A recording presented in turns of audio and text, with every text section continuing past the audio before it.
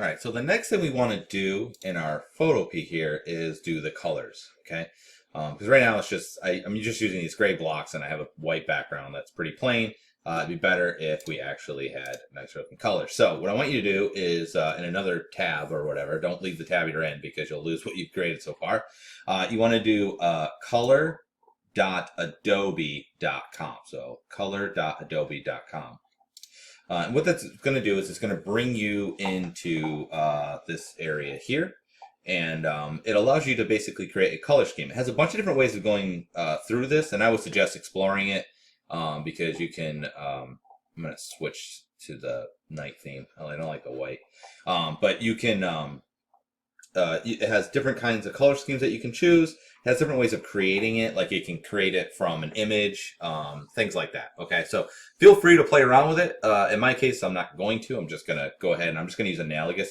Analogous is typically what I would suggest for your color schemes, but there are other ones here as well. All right, so but anyway, so what I'm going to do is this. So you choose the center color, and then what it's going to do is it's going to find colors, basically kitty corner, based off of that color that you can use. All right. So you have to choose what kind of colors you want to do. So I was doing cones, so I'm thinking probably an orange. Go with something like that.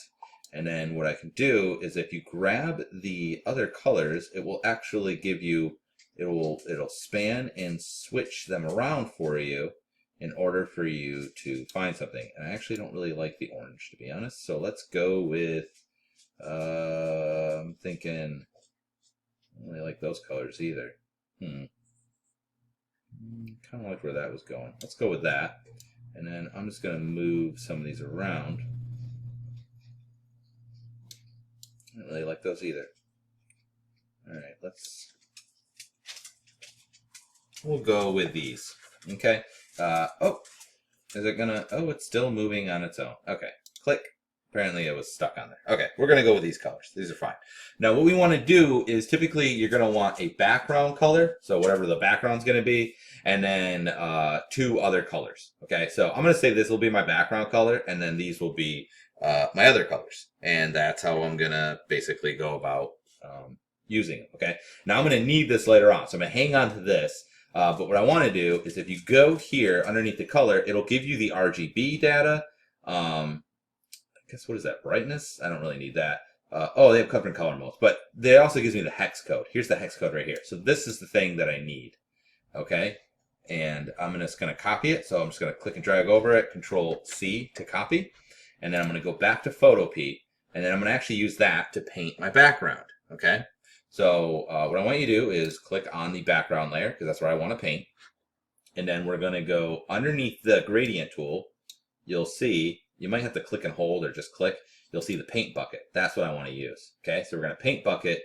And right now it's using this color. This is the foreground color, and that's the color that it's going to want to use. So if I click on it, it's going to pop open the wheel. And now you'll see here's the hex of the color that we're using. I'm going to Control V or Command V if I was on a Mac or whatever, and hit Enter. There you go. And then you'll see now it's that color, and I'll hit OK. And then what I can do with my paint bucket is just click in here, and it will fill, hopefully, fill. Layer is not editable. Okay, unlock the layer first, and click, layer is not editable. All right, we'll make a layer above it, and then we'll click.